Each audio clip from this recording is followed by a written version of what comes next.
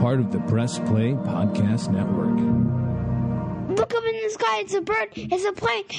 This is Jason J. Lewis, the voice of Superman on Justice League Action. This is Mark Wade, writer of Superman Worldwide. You're listening to The Krypton Report.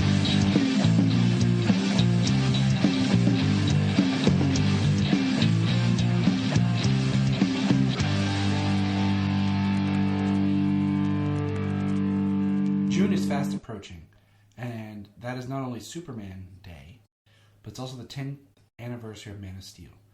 Check out our website on Facebook for the information to join, as we will be updating our live Man of Steel rewatch. We'll be streaming, and we will be making an online party to rewatch Man of Steel. So please add that to your calendar. And remember, look up in the sky.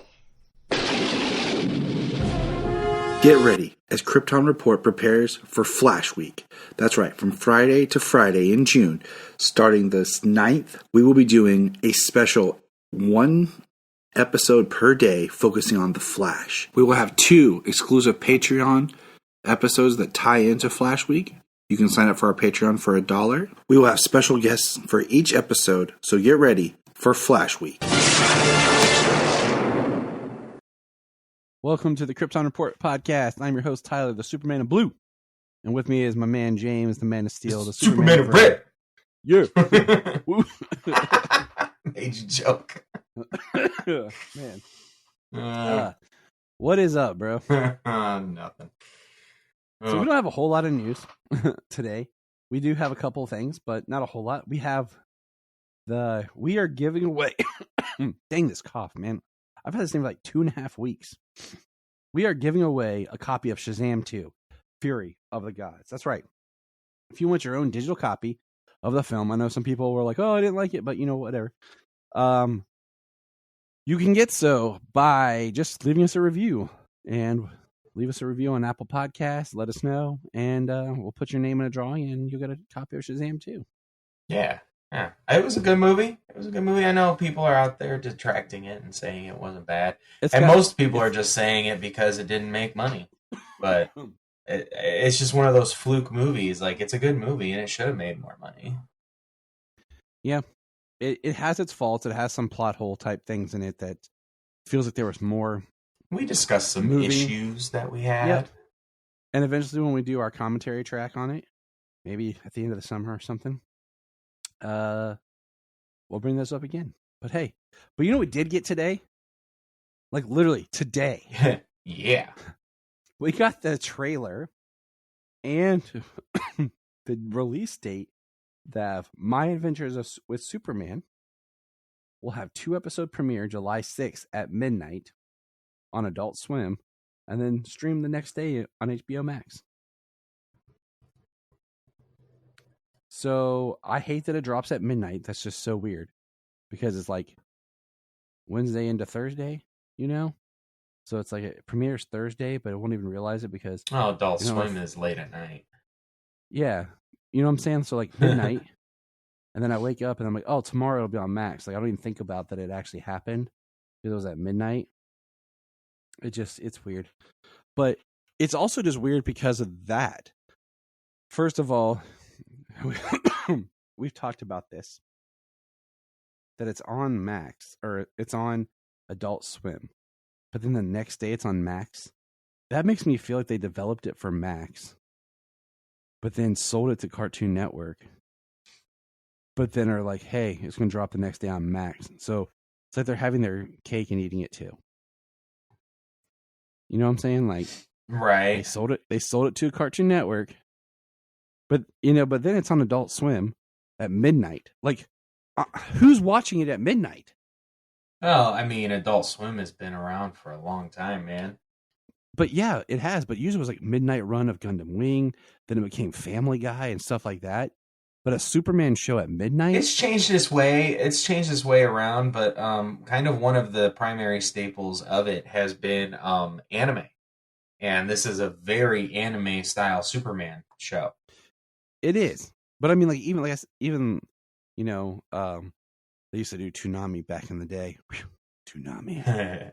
Oh, I watched me lots of Toonami. But what was interesting about Toonami, okay, was it would show Gundam Wing and Dragon Ball Z, but it would show the same episodes that they showed earlier in the day, but it would show the unedited version. And my brother and I realized this because we would watch Gundam Wing, and then one night he watched it earlier, and they said, "Oh my god, you have to see this!" So when I got home from work, we ended up watching Toonami, and that's when he was like, "Oh my gosh, there's different things that happen in it," and that's when we kind of realized that Toonami was like the uncensored version. But my thing is, why is a Superman show that we've read about that's supposed to be more family oriented on at midnight on Adult Swim? Oh well, yeah. I mean, Cartoon Network has never been good to giving DC shows any kind of good period. Yeah, good placement, good time slots. There we go. Unless you're Teen Titans Ga. Yeah. Because I mean, you killed the first two beautiful seasons of Young Justice. And no offense to season 3 or 4, but it was good. I'm glad you exist. Season 3 really had its moments that were rough, but you can't top season 1 and 2. No, especially season 1. I mean, in my opinion, I like season 3 and 4 way more than you did. You did. I did, and I will say it is one of my favorite shows. And season 3 has its moments, and season 4 has its moments. All of the narration over still images. Yeah, that was a little bit of a kind of moment for season 4. But we ran out of money and couldn't animate stuff, so we're just having narration over still images so that you still get the story. Yeah, but the story and everything was so good, and if they actually had the budget to play them out and the budget for a season 5, because the way 4 ended, oh my god. But I know it's the through line that's been building up the whole time, and with a nice little twist of a character. And what sucks is something I've been asking for so long, and it was almost there. Almost. And that's having Supergirl and Superboy in something together. Even though this would have an evil Supergirl at starts. But what did you think of the trailer for My Adventures with Superman? I thought it would. I'm actually interested. I'm looking forward to watching this. I am too. It looks fun. It looks quirky. It looks like these are the characters, but much kind of younger. And it's funny because here we go with another new super show that's live. You know, you and I have talked about, we started this podcast, we had Supergirl. And then we had Krypton. Then it ended. And we had Supergirl into Superman and Lois. And now we have My Adventure with Superman. So we have new content, as well as where we're going back and doing old stuff as well. Yeah. So that's cool, you know, that's growth in a way for us to always have something super related to talk about. And I'm excited. It looks cool. I wonder if it'll be like these 10-minute episodes type things, or if it'll be like a full like 22-minute episode. Well, I hope for it to be full episodes, very much. I do want it to be a full-on show, and I want it to get I want people to watch it, you know? I'm interested in this, they do show some origin story ideas. So, yeah, they do. The way he talks about himself, knowing himself or not knowing who he is. We'll see at one scene he doesn't have his suit on and flies Lois Lane.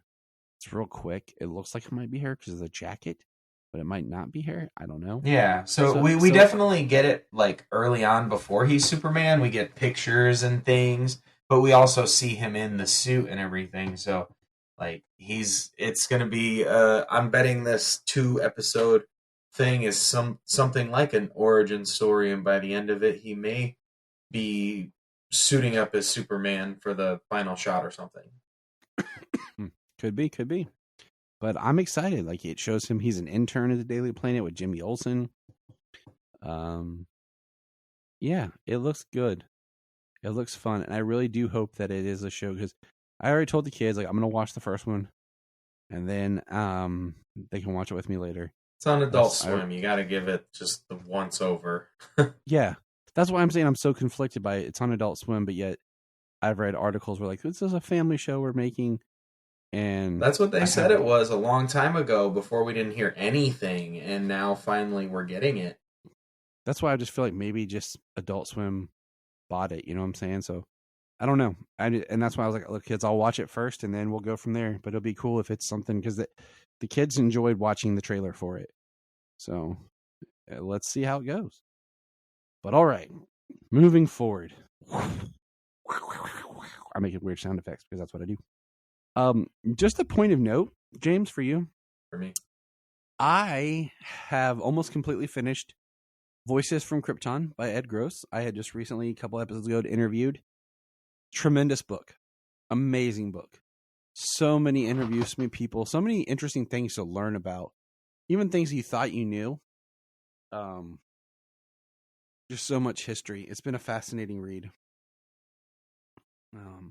I recommend any Superman fan, just please go buy that book. I don't get anything out of it. I'm just saying, as a fan myself, having read it, wow, there's some stuff in there that's just amazing to hear from people talking about their experiences and just the growth of the character from all media, you know. Awesome. I look forward to getting myself a copy. It's fun for some of the interviews that they hunted down, and he even cites like interviews that he pulled, you know, that he couldn't conduct, like, you know, stuff from George Reeves and Ray Middleton and Bob Holliday and stuff. So that's really fascinating for some of those. Even the David Wilson, you know, the ones that people don't really know, or some fascinating reads about these people who play the character that don't get the accolades. I will say that reading this book, this is going to sound weird, but I haven't been able to really figure out like which version of Superman is my favorite. Like, I like them all, and something me and Ed talked about. But I think I know who my favorite Superman actor is.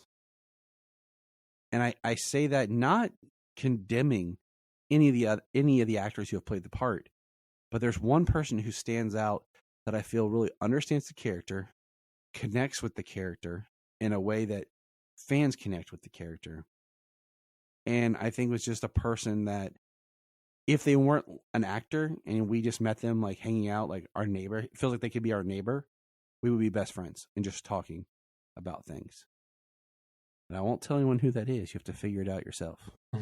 Ooh. Mystery. But I'm looking at him right now, hanging on my wall. It's not me. No, I need a poster of you hanging on my wall. That's what I want for Christmas, James. Oh, yeah? I want to get a picture of you like in a Superman suit and just hang on my wall. See what I can do. I'd be like, that is James. Everyone, I want a standee. I want a 6-foot cardboard standee. That's what I want. Right. You, a Superman. But I want you wearing the George Reeves Superman suit. Oh, Lord. I might choke. I mean, I could get that now. If I was wearing the George Reeves costume. Chisel James. But all right, so the Arrowverse has officially ended, and I thought we talked about doing this last time, but we got our wires crossed. No biggie. We're ranking the Arrowverse shows. So I made this little PDF thing, and I sent it to James, and I said, all right, so this is how it looks. Rank the Arrowverse Earth Prime series. Okay, this is the main Earth, the shows that's super interconnected with each other. And then I have Arrowverse adjacent. So the first round is number 1 is the best. And we're ranking the Arrowverse Prime series. It's Legends of Tomorrow, Batwoman, excuse me, Arrow, Black Lightning, The Flash, Supergirl, and then the Ray and the Vixen films, because they are canon to those worlds. So I'm going to let James start. James Cole. So how do you want me to do this? Go down the list or one at a time? Start with your number 8. So my number 8 is the Ray film. Mine too. I've seen it, but I don't remember much about it. Yeah, I was really pumped to watch it because I thought it was interesting because I enjoyed the Vixen film. But I just didn't really connect with it because, you know, it sprung out of the Crisis on Earth X, which is a funny Crisis when you go back to it. I like it's good, but they talk about Earth X, Earth 10, and they talk as if that's where all the multiverse stop. But then later, I was like, it's infinite. So, all right, what's your number? Yeah, 7? they were like, it's Earth. It's the Earth. It's the last Earth beyond 52. 2 I got is The Flash. Well, no, like number 7, like your next one. Oh, I'm sorry. I'm going the wrong way. 8 to 1. I'm going the wrong way. 7. I was like, The Vixen. Me too. You had me scared. I went the wrong way. My bad. That's funny. I did that today on a one-way street because I was going to Brian's house and I had to go a different way to go help him move a couch. And this one, I turned and I was going. All of a sudden, like you get to the stop sign, and then if you go forward, all of a sudden it's a one-way. And I was like, "Oh snap!" Oh, okay. Like, that's an understandable. Like, oh crap. Okay, let me turn around here. Yeah, it's like it's a two-way, and then you get to a stop sign, and if you go straight, it becomes a one-way, and it wasn't really clearly marked. But luckily we pulled it out okay. All right, good. All right, so what is your number 6? Legends of Tomorrow. Okay, and we're gonna why? So what I saw of Legends of Tomorrow, there was a decent bit that I really enjoyed, but there's also a lot that I didn't, and I never finished it, and I want to go back and finish it and give it its run, but it's going to be hard to slot that in on purpose somewhere. Makes sense. So that's why it's down at number 6. My number 6 is Batwoman. I finished Batwoman. I give it credit for Alice was great in the first season. I give it credit because it tried to do Batwing, and it later, tried to do like different takes on Killer Croc and some other characters, but the writing was weak. The Ryan Wilder character was hit and miss and sometimes insufferable. They ruined the Kate Kane character with the whole story in season 2, and then brought in Wallace Day for like one episode. Who they should have just recast as Kate Kane and kept going. Exactly. If Superboy can do it, you can do it here. Okay. It would have, I think, made the show better because you spent so much of the first season with this character, and then it just fell apart, and I felt like they never really could find their footing, and I don't know, it felt really weak and weird at times. All right, so my number 5. Yep. I only bring it up quickly like that because it is Batwoman. It's a Batwoman. It's Batwoman for a number of the reasons you brought up. Not all of them, but I liked the show for the most part. The show was what it was, but it handled its representation pretty well. I like that they brought in Batwing. I like that they cast our person. My pick for Kate Kane, but I'm upset how they did it. Yeah. Oh man, you were. I mean, she works great as a Kate Kane. Like I also like with the Batwoman series. One thing that bothered me is I felt like structurally, because episode 9 was the Crisis connection, I feel like they could have took the first 8 episodes and created like a mini series and told the whole Batwoman storyline.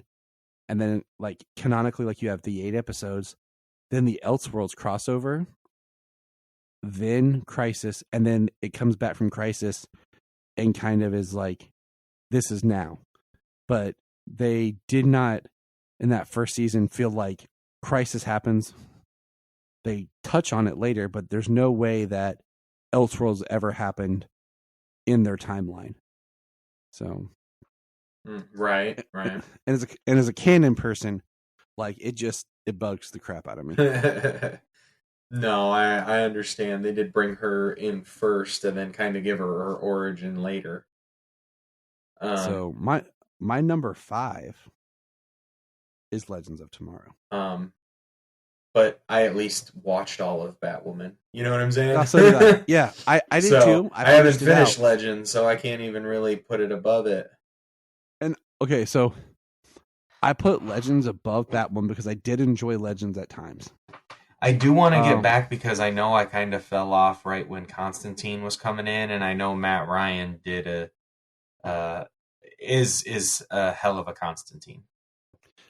My problem with Legends is they kept the time travel for every season, and I think they could have had the ability to reboot the show.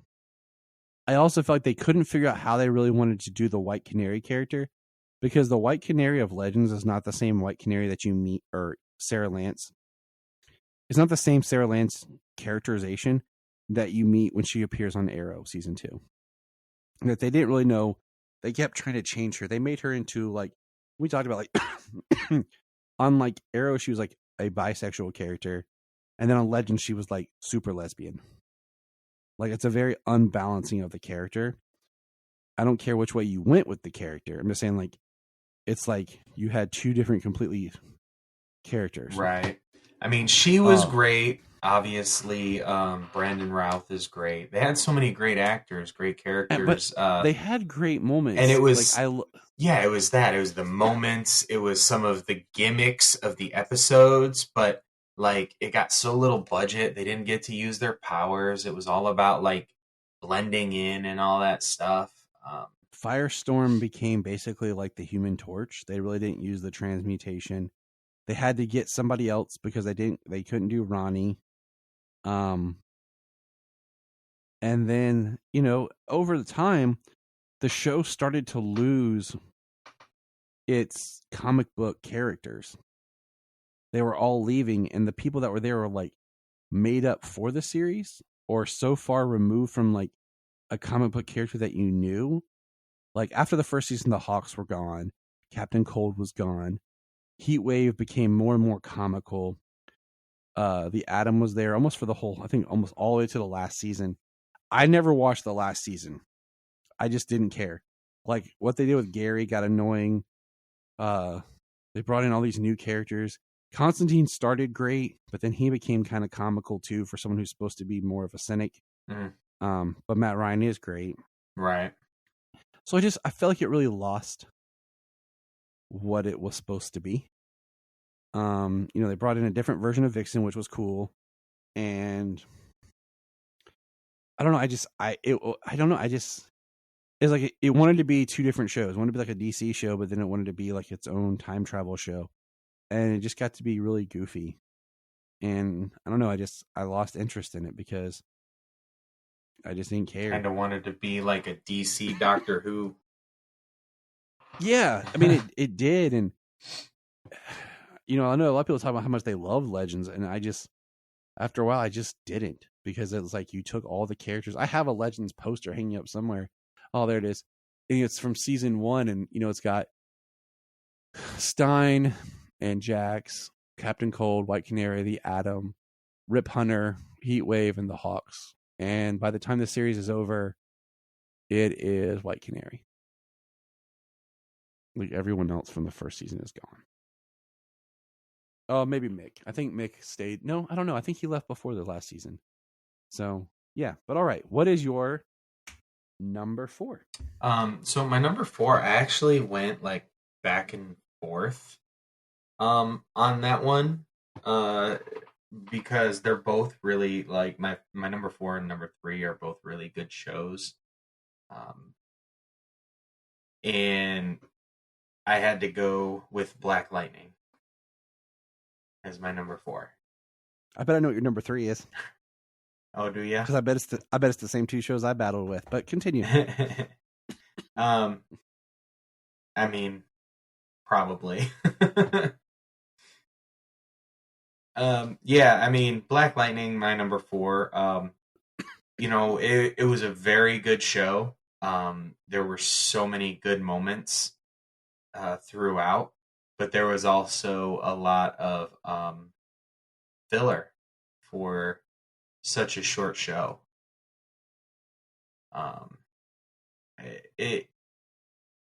at least it sort of felt like filler. You know, I mean, it was the characters, but no, Black Lightning also suffered from having one of those episodes where they had the backdoor pilot that just popped out of nowhere episode. Yeah, that went nowhere. That just kind of sucked because you're like, well, this was a waste of episode. Right. I mean, if it really sucks when they put it in the last season too, because it's like try to make something out of a little bit. And if it doesn't work, then it's like, well, that was more of a waste of an episode in your last season as opposed to like a high mark for your last season. And it's if you try to get that spun out even in your penultimate season, an episode like that, like then at least you have a little bit of something potentially with that character to keep going with in your story if his own story doesn't get picked up. Yeah, we're looking at you, Supernatural, with your 2 spinoffs that went nowhere, and then we get the Winchesters. The production value of the Winchesters is actually pretty good. We started watching that on HBO Max. On what? On Max. It was HBO Max when we started watching it. I don't know what that is.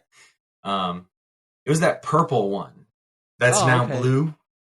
You mean like the other one that's blue, and the other one that's blue, and the other one that's blue? Yeah, this is just that darker shade of blue, but not so dark. And the word of Solomon, the one that's not cyan. Jeez, I got you. Yeah, just as a little tangent there, like, yeah, we started watching that, and the production value of it is actually pretty good. And we like the characters. I know the overall story. I am pretty far removed from like a full rewatch of Supernatural, so I know there's a lot there in the middle with the John and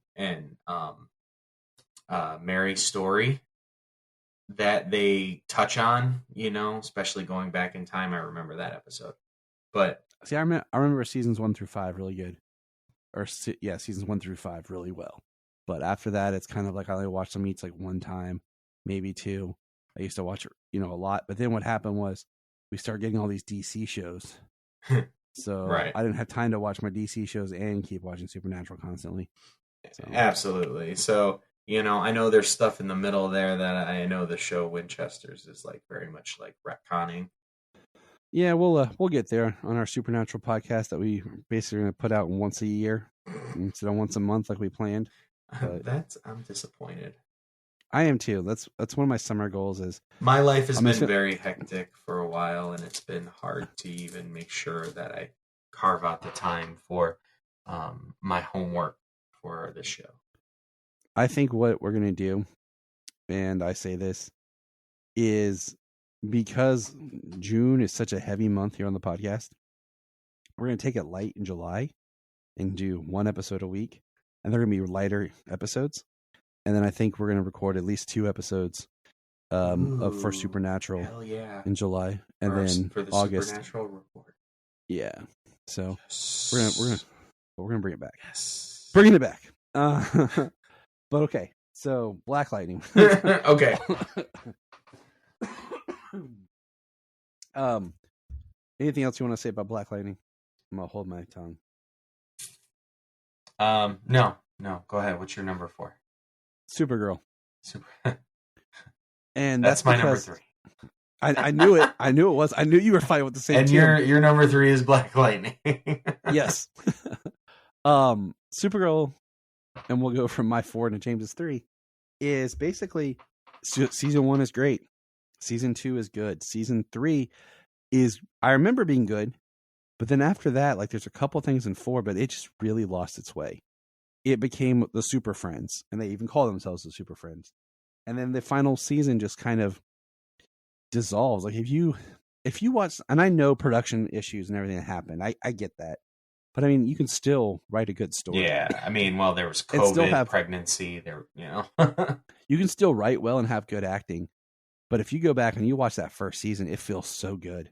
Oh yeah, Jamie was along for the ride with me on that final season, actually final 2 seasons, and she was like, "This is so Power Rangers." I mean, and that's like saying Power Rangers in the negative, not in the let's morph into action. Yeah, right. Where you're reaching behind your back and you say back to action. Yeah, like you're some sort of like 30-year-old badass. Back to action. Not like I do that or anything, often. But yeah, it starts so promising and then it just gets lost, and that's what hurt it. Now, my number 3. Or James, take it away with Supergirl for your number 3. Supergirl. Like I said, I kind of went back and forth because like you said, Supergirl loses its way. There were things that I enjoyed later when it became the Super Friends. There was some of it that was really good. Getting that, but the fact that it took over in the last season really, really detracted from that final season of the show. And Supergirl, but there's some really great stuff in Supergirl. I have a fondness for Kryptonians, but I couldn't put Supergirl any higher. I mean, Tyler being in season 2 was because those episodes with him in season 2, he nails the character so well. Yeah. And had he not his own show, maybe Supergirl would be higher. And Melissa does a great job, but then they start taking away from her, and then certain characters come in and they stay way too long. They outlive their usefulness, and then they start making Alex almost insufferable. Like they start changing who she was as a character, and it just gets really drug out. Yeah, I did like that they utilized the characters' talents, though. Melissa and Grant doing the musical episode. That episode. I love that episode. It doesn't matter. I can throw that on just because it's a good music. I'll tell you right now, musical episode. Jania's ringtone when I call her is Grant singing Running Home or Run Home. Yeah. Yes. That is the song that Jania hears when I call her. That's beautiful. I love that song too. It is. By the way, just announced today. We have to plan for this, James.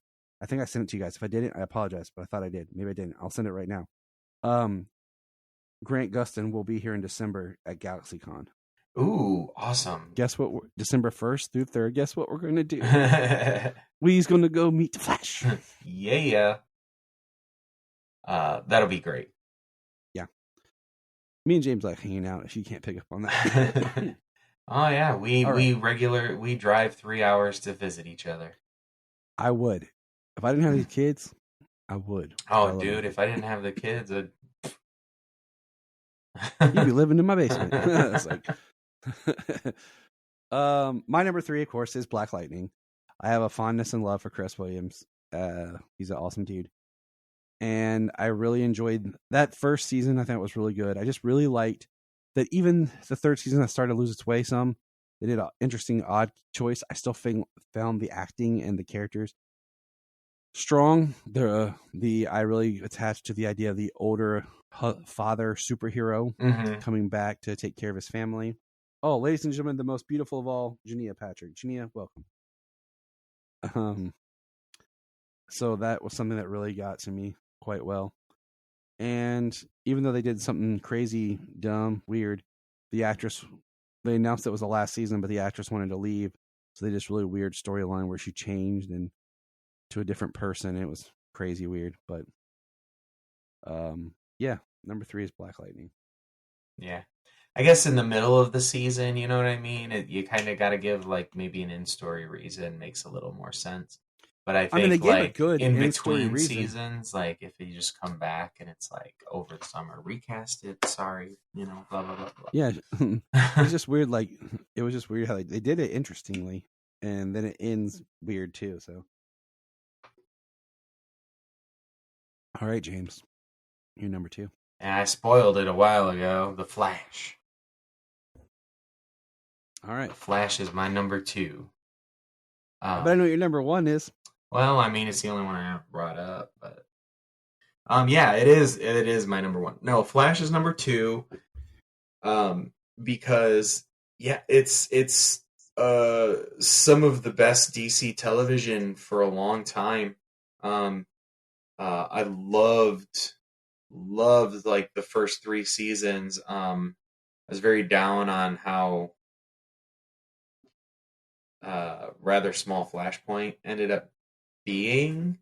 But actually talking about it now gives me a little more of a different slant on it. So that's I right. actually People, look we have forward. an upcoming Flash special episode on Flashpoint coming up, where James and I touch a little bit on the Flash TV series Flashpoint. Yeah, we talk about the book, we talk about the animated movie, and we do talk about the season 3 was first 2 episodes, right? It was Flashpoint and then First Paradox. Yeah. Yeah. Because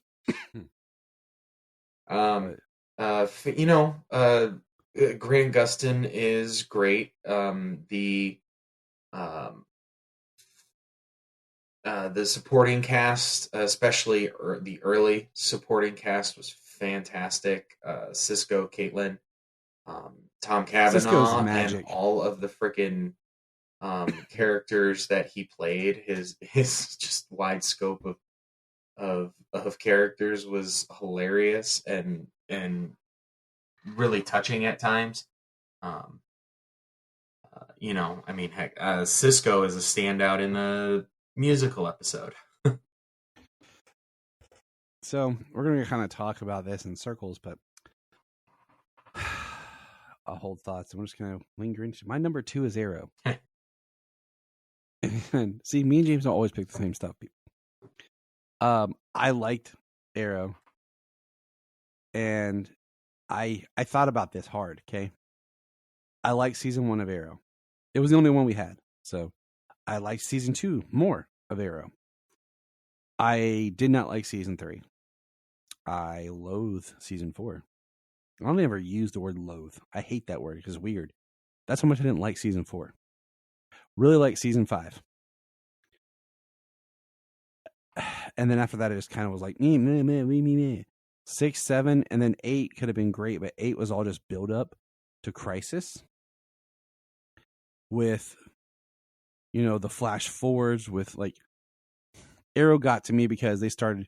I didn't care about Wild Dog. Why did he stay so long? Okay. Why did we start doing flash forwards to about William and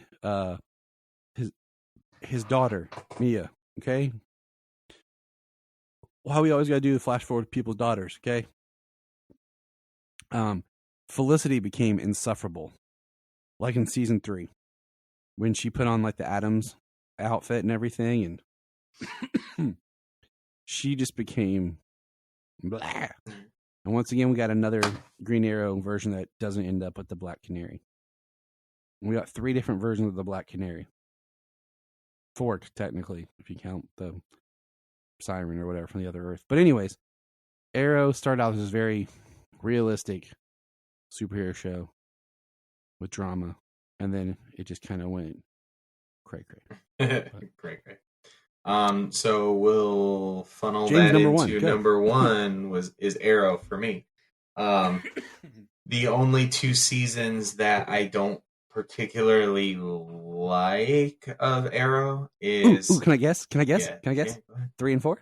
No. Dang. You got one right. 4? Yeah, 4 is weird. The Constantine episode was weird. Yeah, it's weird, and I love Neil McDonough, but come on. Oh, I know. He's a great actor, and he was just, you don't put him, you don't have Oliver going as a dude who's all magic. He's a guy with a bow and arrow. Yeah. Yeah, sometimes Neil McDonough's character was just, he was like way too powered, and it was like how, like, it was all about getting close and stabbing him. Anyways, that's not really why it's so bad, but 4 and the final season, it really takes a turn for Crisis. Yeah, and it's so weird. Like, if you watch the first season, it is a nice finale. Season, it's a whole different show. It is a very nice finale, though. Yeah, for the show. So there is a lot to it that I like. I resigned very early on that he was like the Batman, especially come season 3, that he was the Batman of the CW. And this was long before they could even use, like, they could barely even name drop Gotham, because they were name dropping Bloodhaven. They weren't name dropping Gotham. They were talking about Bloodhaven. Or even Bruce Wayne. Or even a Wayne period. Right. They talked a lot about Ted Kord, which we didn't get to see anything of, and a lot of people are disappointed of. But it also gave us Ray Palmer. Brandon Routh was cast as Ted Kord. Yeah. He's even said he was cast as Ted Kord to be like Blue Beetle, but then at the last minute they were into that Blue Beetle Booster Gold series, so they switched him to Ray Palmer. So, I really enjoyed season 1. Was very hardcore. It was, all of the training, all of the brutal fighting. The one thing that detracts from this show is the one thing that is just ran rampant over the DCCW is the dramatic irony. Yeah. 1 step forward, 2 steps back, always. People hiding secrets from each other, to quote unquote protect each other, but then it's always like, you should have told them and everything would have worked out better. I'm going to reference that here in a minute. So, I mean, that is like, the Arrow is kind of turned into the biggest culprit for that. But for the most part, the series, the characters, the actors, Katie Cassidy getting to play multiple versions of herself, kind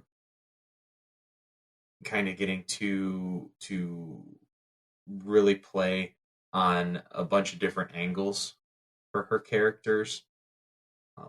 The fall of her character, the rise of the Black Canary, her death, Black Siren, this evil character, redemptive arc. She got to do a lot of different things. The changing of, the flashbacks were so cool for a good portion of the time. They should have stopped. They stopped with the flashbacks at season 5 that they planned on, and they started doing flash forwards. Should never done flash forwards. Yeah, I think they should have stayed in the present, at least for the majority of the rest of the season or series. I could see the idea of trying to spin something out of it and then going to the flash forwards, but I definitely think when it caught up, it should have stayed just there for longer. Yeah. Where this ended at season 5. Yeah, it was one of my favorite shows, and I have the first season actually on DVD, and I have the final season on Blu-ray. So I actually want to collect seasons 1 through 7 on Blu-ray. I have seasons might 1, be my 2, first and 3 on DVD. DCCW series to collect. I have seasons 1, 2, and 3 on DVD. Then I stopped. But then the Flash I have. So my number 1 is the Flash. And I have the majority of it on Blu-ray. I have 2 seasons on DVD because I found them ridiculously cheap. But it was tough to pick what I wanted for and I went with the Flash as number 1 because that show just has a warm place in my heart. It's right up there with Smallville as DC TV. I can watch any of the first 2 seasons of The Flash anytime. I rewatched this recently, season 3, and I liked it better than I remembered I did. But season 3 got a little bit more into that, where you're talking about that dramatic irony of the keeping secrets and just extra melodrama. And I'm currently in the middle of a season 4 rewatch. And I will tell you this, season 4 is where it starts to come apart. Season 4 is good, but you can start to see where it gets a little campier, a little goofier. Barry starts making some dumbass choices that he wouldn't have before. Some characters start to become a little annoying. And you can start to see where things are starting to come apart. Right. So I think I'm going to watch 4 and 5 and then stop. Because I think the only thing that was good really in 6 was Crisis, but my thing is with the show is when Tom Cavanaugh left after Crisis, huge hole in the show. Cavanaugh's presence was just brilliant. And when Cisco leaves, the show is dead. Grant is great, but he can't carry it by himself. And then the writers start getting more interested in side characters that nobody cares about than why we're there in the first place, which is the Flash. Well, like I said, they dumbed Grant Gustin's version of Barry down because it gave him a team. Yeah, to give him the team, to prop up the team, which is great. It was a great team. But as the show went on, they only pulled Barry out to be smart once in a while. It's like Barry is one of the smartest people in this room. Like they all have their strengths, but Barry is still one of the smartest people in this room, and it's more often than not, somebody else's solution.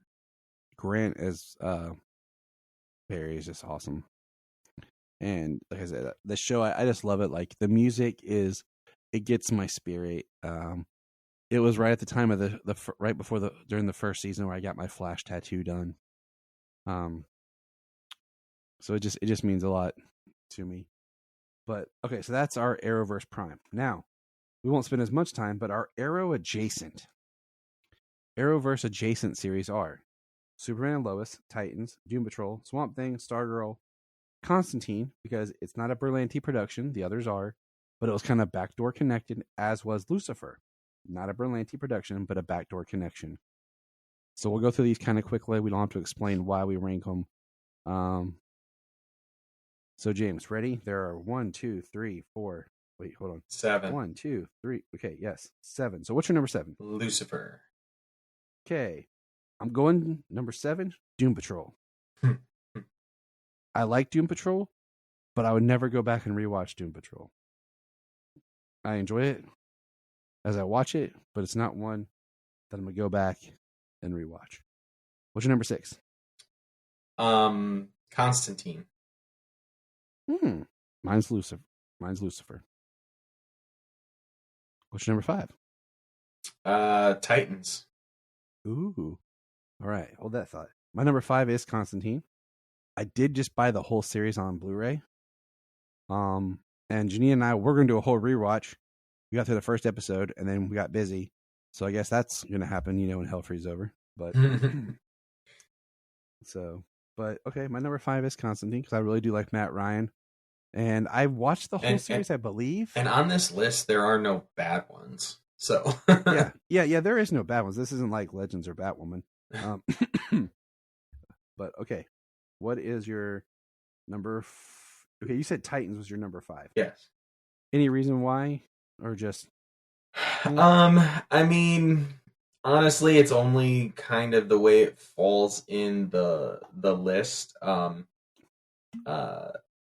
As a whole, I feel that the ones above it were better as a whole, even though there are aspects of Titans that I really loved, like the characters, the character arcs, some of the stories, the actors, the spot-on costumes. There were some questionable choices throughout the series, and things that I liked, things that I didn't, but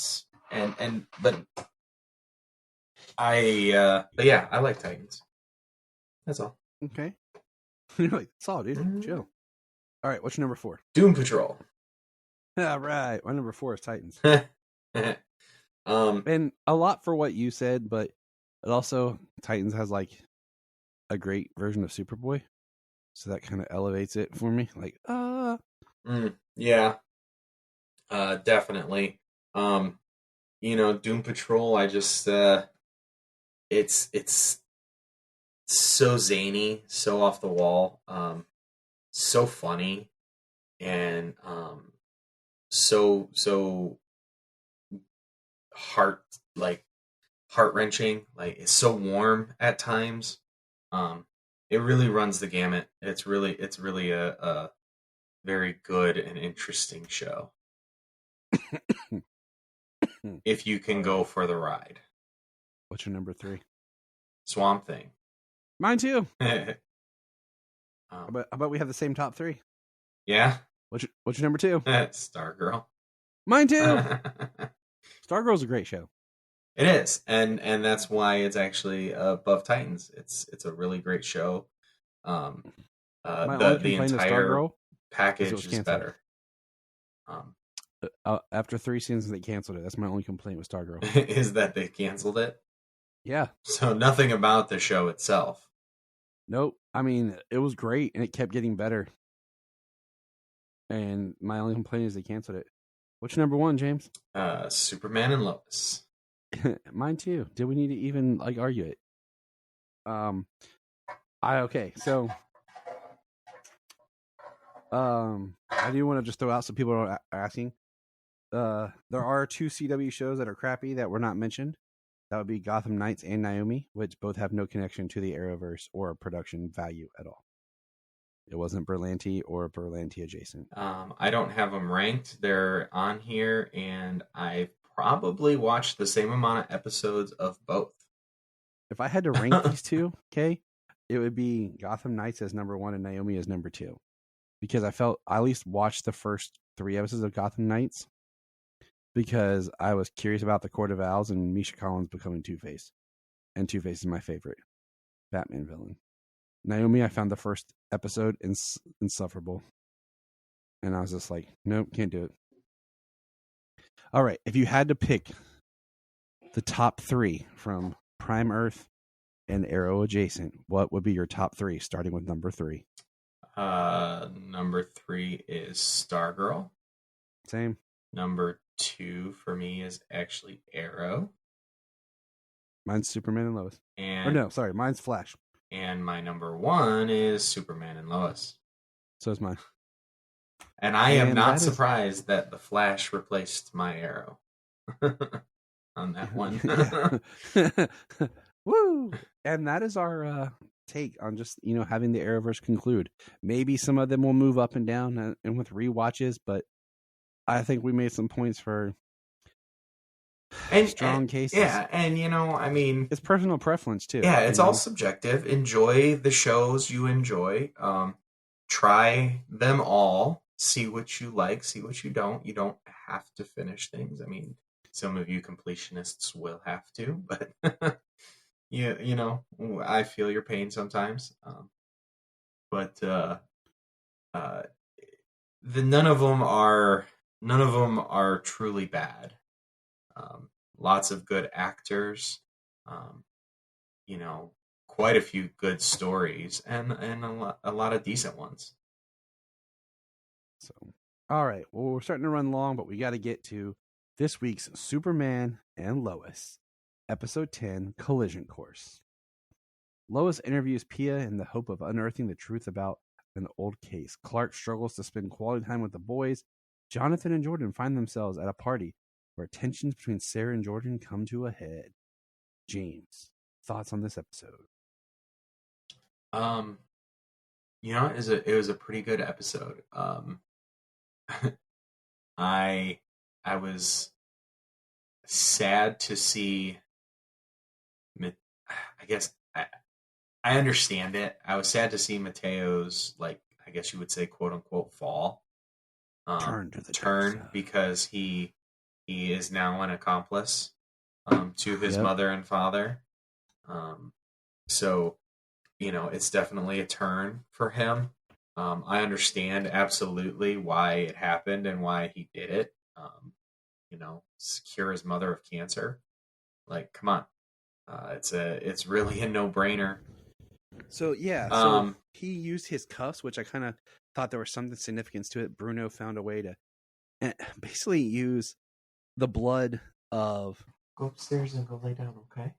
A Bizarro, which is the opposite or backwards you can take your blanket. to cure cancer. Go upstairs and go lay down. Which makes sense. So... yeah, his cufflinks to cure cancer? Is that all it took? The Bizarro. Okay. I gotta pause something real quick. I'll be right back. All right. Give me like 5 minutes. I'll be right back. Okay. You know what I didn't even think about at first? The fact that Mateo is now an accomplice, and John and Nat were both not in this episode. I did realize that, yes. John and Nat were not here. I am absolutely 100% betting that the collision course they are talking about is coming between, the Mannheims and the Steels. I was about to say the Steels, not the Irons, the Steels. I thought Pia healing was cool, and like the fact that she's dying and Lois gets to her, but then he comes in and saves saves her from the cancer, and it makes me wonder if they're going to do something with Lois. Are they going to heal her cancer? Heal her body like the way Pia did, or is Pia's not a temporary thing? It seems like Bizarro was only brought in for his blood to use to heal the cancer. It doesn't really look like they're going to be using Bizarro. Yeah, I thought his eye opened in that one scene at the end, but I guess not. Yeah, they're not using him. This episode, let's see, we're kind of jumping around, but whatever. We'll get to Superman and Lois. And say we're a little loosey on this one. Yeah, that's what happens when you watch it, and then you and I don't get the review right away, and life and things go on and on and on. Well, this is our second recording tonight, so yeah. Jordan and Jonathan bailing on Clark sucked, and I understand a teenager and all that, but to say we have no plans. Hey, Dad, okay, Dad, we'll do something, and then they'll be like, oh, we'll just cancel on Dad now. It's one thing like you had plans, or your dad said, "Hey, we're going to do this," and then you bail, but they agreed to it. Yeah, and then bail on him. And I do think it's funny that Jordan's the one drinking, which alcohol doesn't seem to have an effect on him, and John's not. He just wanted to go, make out with Candace. Yeah, but I did feel bad for Clark because he was wanting to spend time with his boys, and they gave him a hard time, yeah, you're always lying or doing Superman stuff. Okay. I mean, my bad, my bad, I'm saving the world. That is something that, as much as it does suck, it is something that they've talked about, yeah, it does suck, but it's, you have to get over that. It seems like now that Jonathan's kind of won't he be on the fire department? He's becoming a little bit more douchey. This episode especially. Just his scene. And then I've seen people online complaining about the whole Jordan and Sarah thing. I'm like, dude, I get it. I'm with Jordan. The only difference is I don't have superpowers or had superpowers. I just would have been walked off and left on my own. I wouldn't even try to be friends with her. I would have just walked off and been I can't do this. Because you can tell he's so into her, and she's a horrible person, man, to him. She really is. She reminds me of this girl I tried to date once. There's a whole story. I'm not going to go into it, but just kind of stringing you along and stuff. Right. I mean, I don't feel she's going to be as toxic of a character as the person you're speaking of. But yeah, I do feel bad for him. But also, I mean, yeah, they're trying to be friends. It's a tough situation. I mean, you can or you can't. But yeah, the story with them, it was tough. I did feel bad for Clark when they bailed on him. I was like, oh, but that is teenagers. Yeah, they suck. Yeah. I do like how Clark yells at him for drinking, and is going to ground him. And he's just, you're only mad because we blew you off. And which, you know, I mean, he's mad about, but I'm sure it's definitely more what happened. Well, they lied to him about what they were doing. They went to an underage party and drinking. I mean, and, you know, Jonathan just drank water. Because I love the scene where Clark takes his keys. And then it's like, I wasn't drinking this water. You could smell it. Yeah. He's like, can't you super smell it? And he's like, okay. Yeah. I mean, that scene, I want to keep going, but it's kind of got to be the last thing we talk about. It is. It has to be. Yeah. It was when I was like, yeah. Right. So the governor of... You mean Granny Goodness? What do you mean? You think she's Granny Goodness, or did she? No, dude, that's Granny Goodness from Smallville. That's Granny Goodness from Smallville. Oh, okay. Yeah, straight up. Or if you're a fan of Dead Like Me, it's Dolores Herbig, which also had Callum Blue in it. It was a HBO. It was HBO or Showtime. Can't remember. Show about Grim Reapers. Ah, okay. Yeah, it was cool. But yeah, the actress's name is leaving me now, but we actually talked to her 2 years ago on the fundraiser, and I wasn't part of her interview, but I was online talking with her.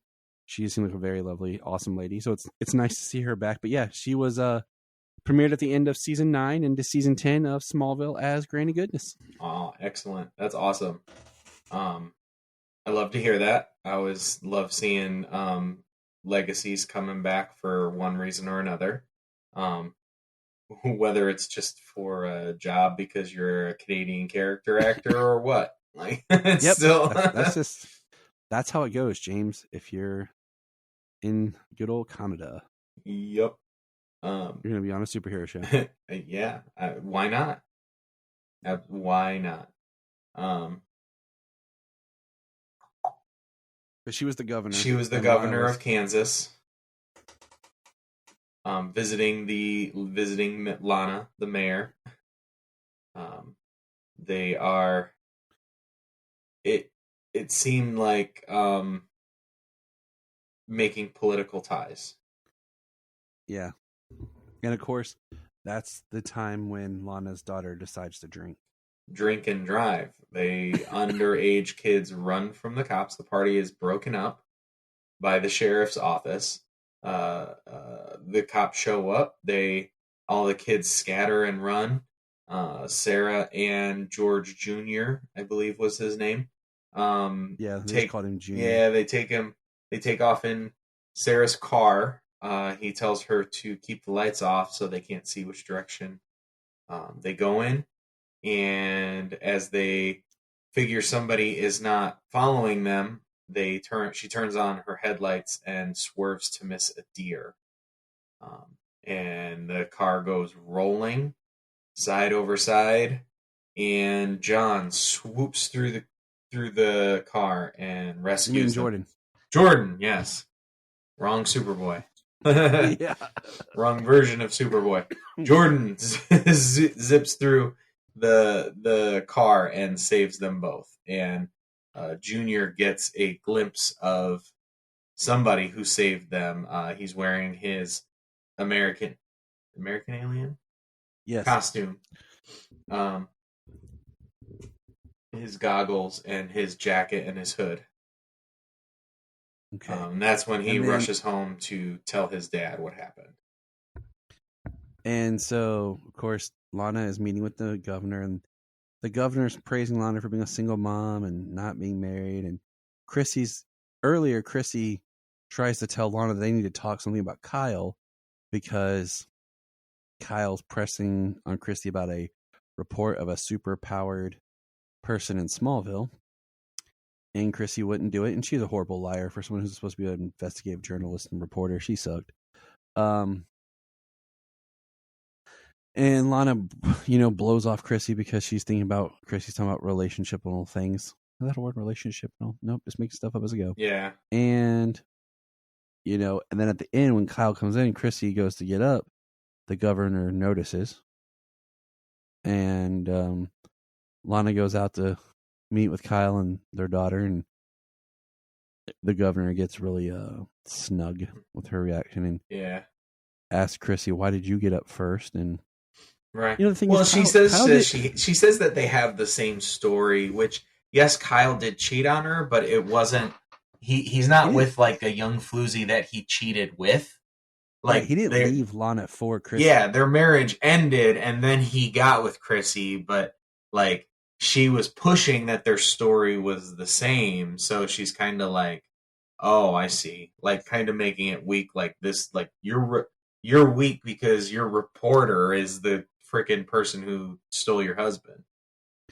Yeah, yep, and Janine and I pointed out like Lana looked like she was wearing a wig. A couple shots, like her hair looked really odd. Because we noticed these things.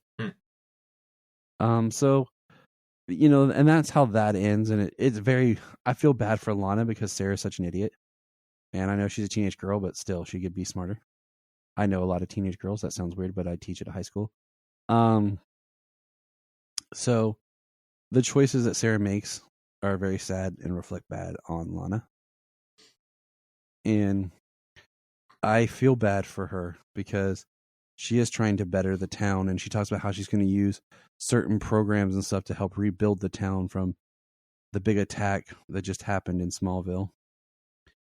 And throughout this episode, you know, Clark, he talks with Sam, you know, about just the boys and stuff like that. And we talked about Bruno and getting into Sepia. Bruno doesn't want to turn over anything or do what he's being asked to do. But they got Mateo in there, and he gives her the cure. And alarms are going off, and Clark's at home with the boys. And Kyle shows up, and Kyle's, you know, yelling that it's John. It's John, you know. He's the super-powered one. He's here, blah, blah, blah, blah, blah. And Clark's trying to get Kyle to calm down, and he hears the alarms going off from Lois, and he's like, I have to go. Just and the Kyle's alarms like going off at the DOD. Yes. And Kyle's like, no, Kent, like, I need to talk. Kent's like, you have to go. And 2 fingers, he just plants Kyle like, you need to go. I'll explain everything tomorrow, but I have to go. And and he flies off. And he flies up and he's gone. And because Kyle even makes a quick line about all this weird stuff started happening once you moved back here and everything. And I told you, like, that was sweet. But the only thing that was missing for me was if he would have, as he went up, like he did like a shirt rip. So as he's flying up, like you just see the Superman symbol, like shirt rips. Because we haven't got a good Tyler shirt rip, man, since Elseworlds. Right. And the Elseworlds is when he's in the flannel and it's a great shirt rip. It is. You know, he has the all-time best shirt rip from the Supergirl episode where he's running down the alley. Okay, I don't care who you are. That one just, that gives me chills, you know? Mm-hmm. And then we got one in the flashback episode with the more Fleischer style shirt, you know, which was great, but we haven't got like a modern shirt rip from him. But you get what, you know what I'm saying? Right. Well, so besides the puffiness of that costume was amazing. So yeah, but I mean, this new costume is thinner and everything. And you could rig it up for a quick shirt rip. You know what I'm saying? Oh yeah, make a suit with just the excuse me, I almost coughed myself. I mean, that's basically what they did in Elseworlds. Just do a chest piece, a really high quality chest piece with a good looking symbol that looks really good up close, that matches like what you see on the chest for the rest of the scenes.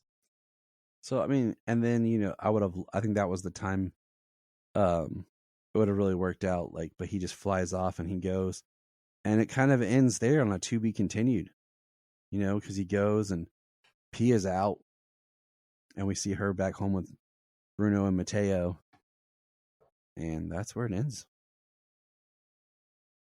It was a good episode.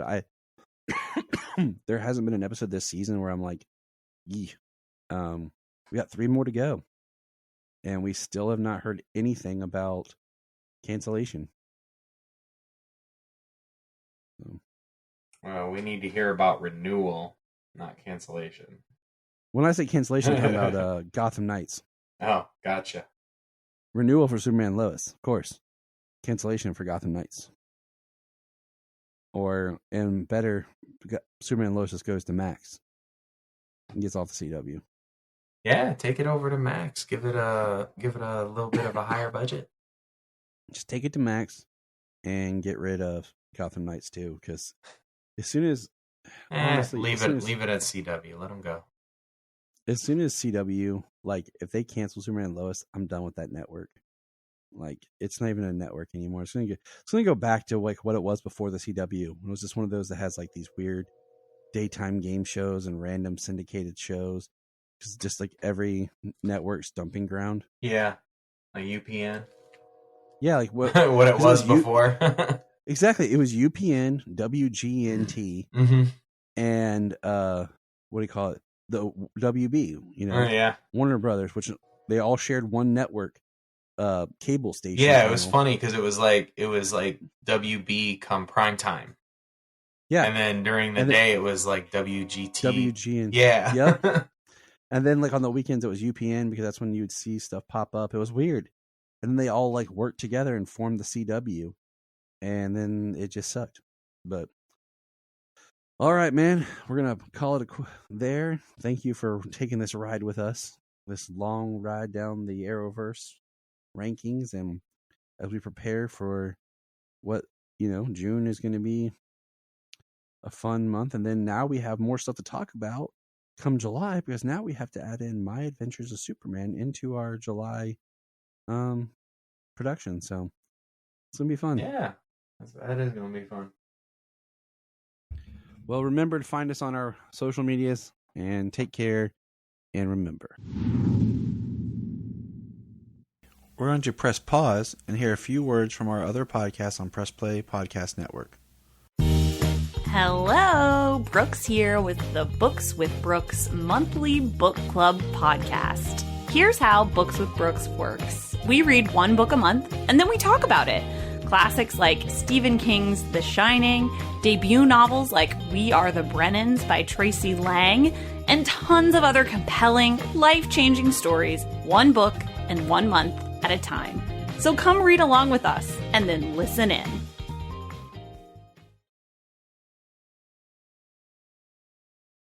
Before we start this episode, if you are like Tyler and James and can't get enough Super Talk, to our Patreon. Check out these other podcasts. Everyone's asking for money. Digging for Kryptonite, Supergirl Radio, The Last Sons of Krypton, the Superboy Legacy Podcast, All-Star Superfans, Superman the Animated Podcast, The Aspiring Kryptonians, Always Hold On to Smallville, The Geek of Steel, and Truth, Justice, and Hope. When we talk about pop culture or whatever is going on. We also have the Supernatural podcast we've been reworking. It's taken some time because of life. But we do movie commentaries as well. It's something that James and I have done, what we used to do on the main show that we've started doing here. So for $1 a month on our Patreon, you can get those shows. There's at least 4 a month. Also, there's my movie pitch show that I do. But also, what we want is if you're a Patreon, you can come on. You can come on the main show if you want. Or if there's something you want to come on and talk about, we can do it as a Patreon special. So all I want is for $1 a month, think about extra special joining our Patreon, and you have a voice on the main show, to be part of things. Follow the link in the link tree or in the whatever else comes out of our mouth. So check it out, patreon.com/Krypton.